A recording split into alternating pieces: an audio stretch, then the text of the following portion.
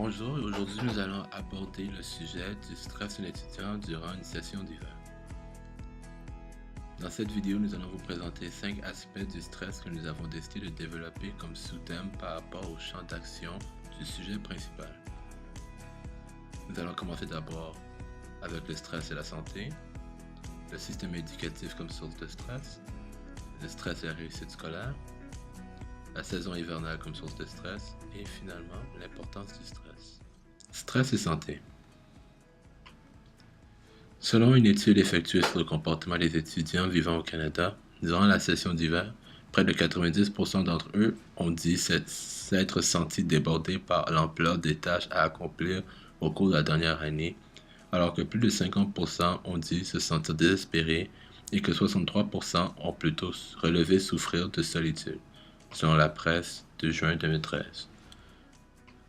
Encore plus alarmant, le stress est auteur chaque année chez près de 9,5% des étudiants d'une envie de s'enlever la vie au cours de l'année, alors que 1,3% d'entre eux disent avoir tenté de passer à l'acte. De plus, le stress est également un facteur de risque pouvant favoriser des maladies comme la cardiopathie, les maladies intestinales, l'herpès,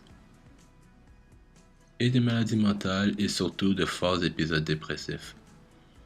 Le système éducatif comme source de stress. Il est important de savoir que juste pour l'année 2016, le Canada a accueilli 353 000 étudiants internationaux dont les pays avec le plus haut taux d'envoi étaient la Chine avec 34%, l'Inde avec 14%, la France et la Corée du Sud avec 6% chacun. Cette grande arrivée des internationaux vers le Canada est certainement appuyée par le fait que, selon des grands organismes comme la BBC, le Canada, la Finlande et l'Estonie sont les seuls pays non asiatiques qui sont dans le top 10 en 2015 en ce qui concerne le domaine des mathématiques, de la lecture et des sciences. Mais parmi les nombreux tracas que nous fait subir les études universitaires au Canada, le stress est de devoir passer d'un système où l'enseignant est le seul à posséder le savoir et régurgiter le maximum de matière afin d'avoir un A au système d'interaction nord-américain et une épreuve souvent ardue pour certains. Et donc, nous faisons face à un malheureux bilan selon l'avocate Karen Bellinger qui travaille dans une clinique qui aide les étudiants chargés avec des fraudes académiques. Plus de 50% de ses clients sont des étudiants internationaux. Stress et réussite scolaire. Selon divers intervenants psychosociaux en milieu collégial et universitaire, l'anxiété de performance semble être de plus en plus fréquente chez les étudiants. Ces spécialistes qui, auparavant, rencontraient surtout des jeunes avec des problèmes relationnels, remarquent l'ampleur que la performance prend dans la vie des jeunes d'aujourd'hui. Les jeunes adultes doivent présentement évoluer dans une société qui leur demande d'exceller dans tout ce qu'ils entreprennent. L'opinion des autres est très importante. Cela se répercute non seulement sur les étudiants eux-mêmes, mais cela influence aussi les exigences des parents face au rendement de leurs enfants. Un stress absolu correspond à une situation qui consiste une menace pour votre survie, comme une attaque par un animal sauvage.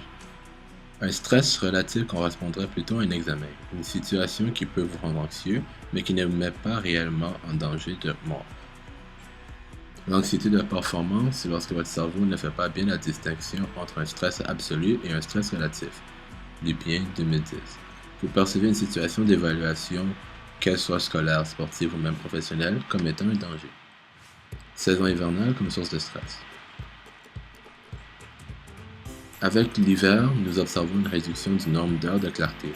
Cela affecte l'humeur en réduisant les substances chimiques qui régissent l'humeur dans le cerveau, les perturbations hormonales et la réduction de la sensibilité de la rétine à la lumière. Ensuite, il y a les températures froides qui perturbent le cycle naturel du corps. Elles nous poussent à vouloir dormir plus longtemps, ce qui modifie les mécanismes psychologiques et les traits de personnalité.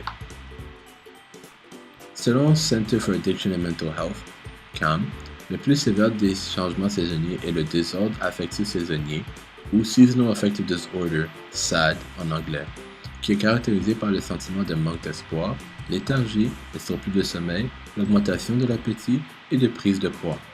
Près de 80% des gens affectés par le SAD sont des femmes.